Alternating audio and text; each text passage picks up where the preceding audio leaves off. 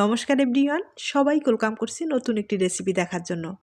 আশা করি আপনারা সবাই ভালো আছেন এবং সুস্থ আছেন। আজকে আমি খুব সহজ পদ্ধতিতে ময়দা দিয়ে পাতা পিঠা রেসিপি নিয়ে আসলাম। পিঠা তো আপনারা অনেকভাবে খেয়েছেন, তবে ময়দার এই পাতা পিঠাটা একবার হলেও খেয়ে দেখতে পারেন। কোনো রকম ঝামেলা করতে হবে না, সহজ উপায়ে এই পাতা পিঠাটা তৈরি করা যাবে। তাছাড়া একবার তৈরি করে রেখে পুরো বছর সংরক্ষণ করে খাওয়া যাবে। এবার আসি মূল রেসিপিতে, আশা করি আপনাদের ভালো লাগবে। ময়দা নিয়ে নিলাম প্রায় 150 গ্রাম, স্বাদ মতো লবণ দিয়ে দিলাম। এরপরে মিষ্টির জন্য 2 চামচ চিনি ব্যবহার করলাম। চিনিটা কিন্তু আপনারা পছন্দ অনুযায়ী ব্যবহার করতে পারেন। সব কিছু ভালোভাবে মিশিয়ে নিতে হবে। এবার আমি জল দিয়ে একটা ব্যাটার তৈরি করে নেব। তবে নর্মাল জল ব্যবহার করা যাবে না, হালকা কুসুম গরম জল ব্যবহার করতে হবে। আর জলটা একবারে না দিয়ে অল্প অল্প করে জলটা দিয়ে ব্যাটারটা তৈরি করলে ভালো হবে। আমি এখানে ময়দা ব্যবহার করলাম, তবে ময়দার পরিবর্তে আপনারা কিন্তু আটা ব্যবহার করতে পারেন, কিংবা হাতের কাছে চালের গুঁড়ো থাকলে চালের গুঁড়ো ব্যবহার করতে পারেন। তবে একই প্রসেসে কিন্তু ব্যবহার করতে হবে, তাহলে পিঠাগুলো তৈরি করতে সুবিধা হবে। আর এই ব্যাটারটা যত ভালোভাবে ফেটিয়ে নিতে পারেন, পিঠাগুলো কিন্তু ততটাই ভালো হবে। তবে হাতের সাহায্যে ভালোভাবে ফেটিয়ে নিলে ভালো একটা রেজাল্ট আসবে। এবার আমি হাতের সাহায্যে ব্যাটারটাকে ভালোভাবে ফেটিয়ে নেব। আর আটা ময়দার যে ব্যাটারগুলো সেগুলো কিন্তু যত ভালোভাবে ফেটিয়ে নেন, ভিতরে একটু দানা থেকেই যায়। আর দানাটা থাকলে ডিজাইনটা তৈরি করতে সমস্যা হয়ে যায়। তার জন্য যেটা করতে পারেন, একটা চালনির সাহায্যে ভালোভাবে চেলে নিতে পারেন। আর চেলে নিলে যে কোনো ডিজাইনের পিঠা আপনারা সহজেই তৈরি করে নিতে পারেন, কোনো রকম সমস্যা হবে না। এবার ব্যাটারটা আমি ভালোভাবে চেলে নিব।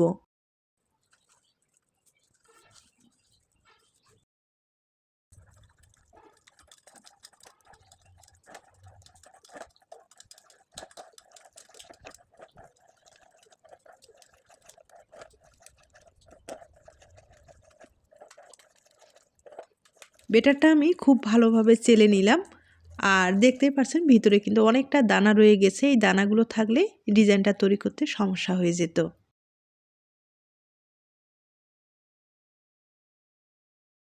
এখন আমি এখান থেকে কিছুটা ব্যাটার একটু আলাদা করে নেব। আর এটাতে ফুড কালার ব্যবহার করব। আমি একটু দেখার সৌন্দর্যে ফুড কালারটা ব্যবহার করব।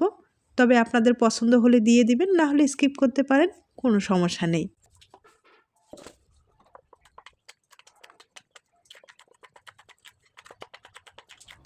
সব কিছু রেডি করা হয়ে গেছে। এবার প্লাস্টিকের ব্যাগে ভরিয়ে নিতে হবে। যে কোনো প্লাস্টিকের ব্যাগে কিন্তু আপনারা ভরিয়ে নিতে পারেন। এরপরে খুব সহজেই ডিজাইনগুলো তৈরি করা যাবে।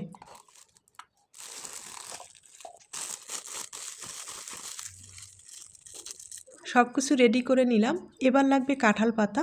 আমি আগে থেকে কয়েকটা কাঁঠাল পাতা ধুয়ে ভালোভাবে পরিষ্কার করে রেখেছি। এবার সামান্য পরিমাণে করে তেল লাগিয়ে নিতে হবে। আর তেল লাগালে খুব ইজিভাবে পিঠাগুলো উঠে আসবে। আপনাদের যদি কাঁঠাল পাতার ব্যবস্থা না থাকে, সেক্ষেত্রে কিন্তু মোটা পেপারগুলো ব্যবহার করতে পারেন। এই পিঠেগুলো তৈরি করতে গেলে কোনো রকম ঝামেলা মনে হবে না। আর কাঁঠাল পাতা হলে কিন্তু সবচেয়ে বেশি ভালো হয়, শেপটা ভালো আসে। আবারও বলবো, কাঁঠাল পাতার ব্যবস্থা না থাকলে যে কোনো একটা পাতার শেপে কিন্তু মোটা পেপারগুলোতে ভালোভাবে তৈরি করা যাবে। এবার প্লাস্টিকের মুখটা ছোট্ট করে কেটে নিতে হবে। আমি একটা ছিজার দিয়ে ভালোভাবে কেটে নিব।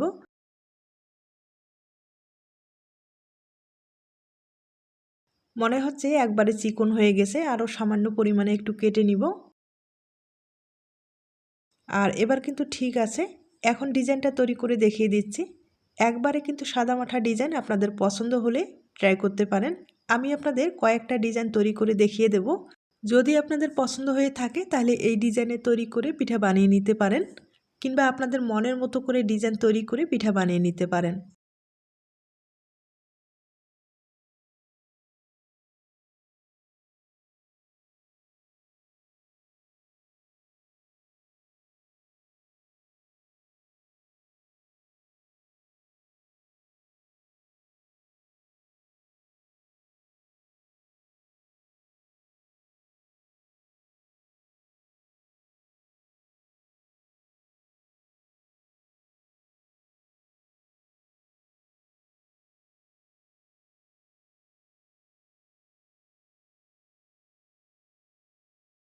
একটা পিঠা আমি তৈরি করে নিলাম আর দেখতেই পারছেন কতটা সুন্দর হয়েছে।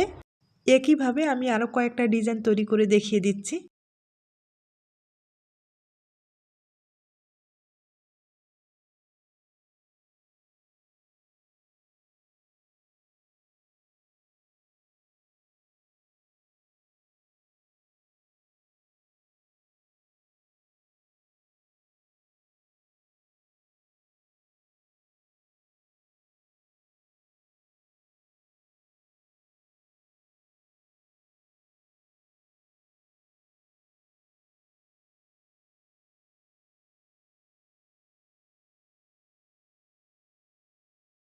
দেখতেই পারছেন কতটা সহজভাবে পিঠার ডিজাইনটা তৈরি করা যায়, দেখতে ভীষণ সুন্দর হয়।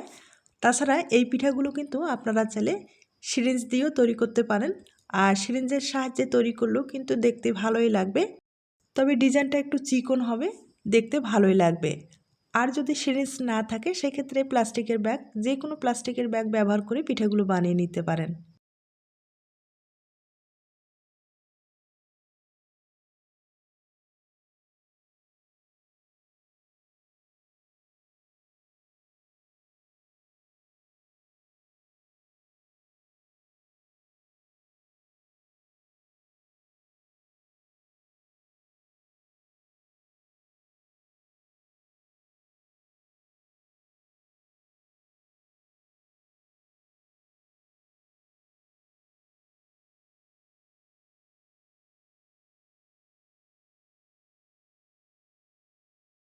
আমি আপনাদের আরেকটা পিঠা তৈরি করে দেখিয়ে দিলাম। এই ডিজাইনটা কিন্তু দেখতে ভালোই লাগে, আপনাদের পছন্দ হলে ট্রাই করতে পারেন। একইভাবে আমি আরেকটা ডিজাইন তৈরি করে দেখিয়ে দিচ্ছি।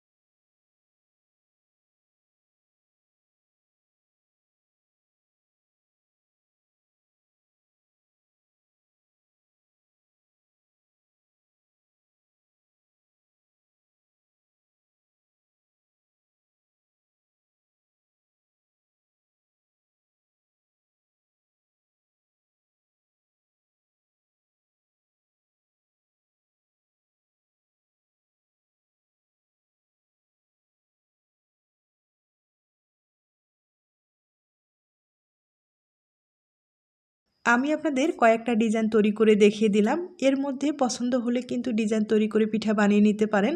আর দেখতে পারলেন কোনো রকম ঝামেলা ছাড়া এই পিঠাগুলো তৈরি করা যায়। আর একইভাবে আমি অনেকগুলো পিঠাই তৈরি করে নিলাম। এই পিঠাগুলো এখন ভাপিয়ে নিতে হবে, তবে ভাপ দিতে বেশি সময় লাগবে না, 1 মিনিটের মতো ভাপ দিলেই হয়ে যাবে। তবে এই পিঠাগুলো যখন ভাপ দিবেন একবারে কিন্তু অনেকগুলো দেবেন না, অনেকগুলো দিলে একটার গায়ে একটা লেগে গেলে ডিজাইনটা নষ্ট হয়ে যেতে পারে। তাই আমি 2টা করে আপনাদের ভাপিয়ে দেখিয়ে দিচ্ছি। আর আপনাদের বড় পাত্র থাকলে তাহলে কিন্তু একবারে কয়েকটা ভাপিয়ে নিতে পারেন। দেখতেই পারছেন পিঠাগুলো ভাপ দেওয়ার পরে কতটা সুন্দর হয়েছে, ডিজাইনটাও কিন্তু খুব সুন্দর ফুটে উঠেছে। আর এরকম পিঠা দেখতেও যেমন ভালো লাগবে, খেতেও কিন্তু দুর্দান্ত লাগবে। আটা অথবা ময়দা দিয়ে পিঠাগুলো তৈরি করলে খেতে কিন্তু বেশি ভালো লাগে। চালের গুঁড়ো দিয়ে তো সব সময় খাওয়া হয়, তবে আটা অথবা ময়দা দিয়ে একবার হলো তৈরি করে দেখবেন, খেতেও যেমন স্বাদ লাগবে, পিঠাটা দেখতেও কিন্তু ভীষণ ভালো লাগবে। একইভাবে আমি আরেকবার ভাপিয়ে দেখিয়ে দিচ্ছি।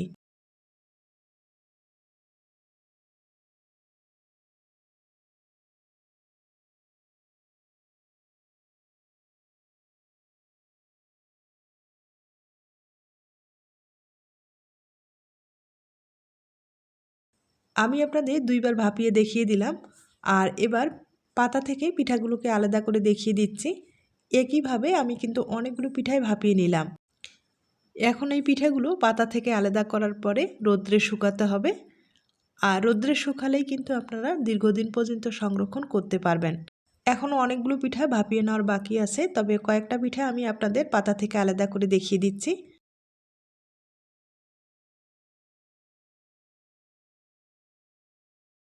আর দেখতে পাচ্ছেন কতটা সহজভাবে পাতা থেকে পিঠাটাকে আলাদা করে নিলাম। এই পিঠাগুলো ভেঙে যাওয়ার কোনো রকম ভয় নেই, শুধু আলতোভাবে পাতা থেকে আলাদা করার পরেই কিন্তু রোদ্রে শুকালেই হয়ে যাবে। আর একবার রৌদ্রে শুকালেই এই পিঠাগুলো কিন্তু পুরো বছর সংরক্ষণ করে খাওয়া যাবে। আমি আবারও বলছি, আটার পিঠা, আটা অথবা ময়দার যে পিঠাগুলো সেগুলো খেতে ভীষণ ভালো হয়।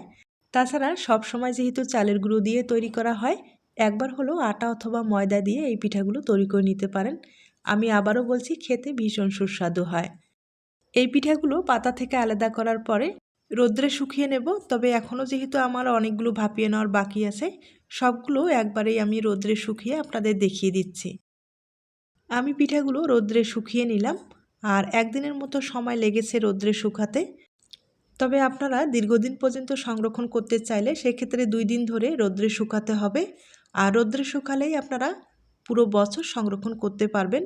তবে মাঝে মাঝে একটু রোদ্রে দিলে পিঠাগুলো কিন্তু অনেক দিন পর্যন্ত ভালো থাকবে। এখন আমি কয়েকটা পিঠা আপনাদের তেলে ভেজে দেখিয়ে দিচ্ছি। তবে এগুলো যেহেতু ময়দার পিঠা অথবা আটার পিঠা, আপনারা কিন্তু হালকা আছে পিঠাগুলো ভেজে নেওয়ার চেষ্টা করবেন, নাহলে লালচে হয়ে গেলে পিঠাটা খেতে ভালো লাগবে না এবং দেখতেও ভালো লাগবে না। আমি একইভাবে কয়েকটা পিঠা আপনাদের ভেজে দেখিয়ে দিচ্ছি, এরপরে পরিবেশন করে দেখিয়ে দেব।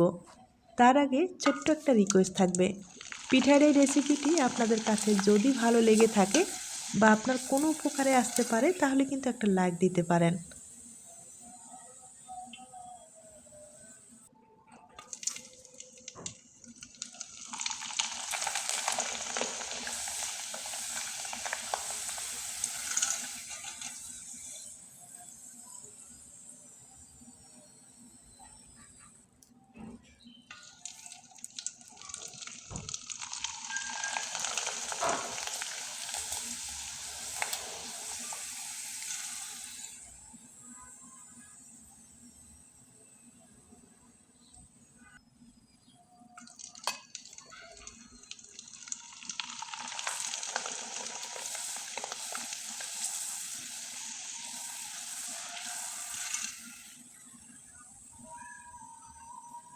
আমি আপনাদের কয়েকটা পিঠা ভেজে দেখিয়ে দিলাম, আর এবার কিন্তু সামান্য পরিমাণে একটু চিনি ছড়িয়ে দেব, তাহলে পিঠাটা খেতে আরও ভালো লাগবে।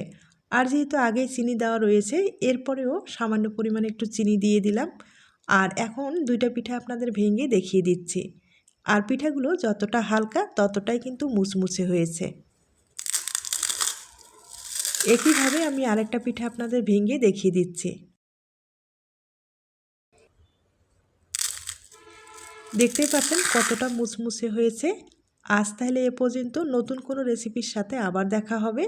নতুন রেসিপির জন্য সবাইকে আমন্ত্রণ রইল। সবাই ভালো থাকবেন, সুস্থ থাকবেন এবং নিরাপদে থাকবেন।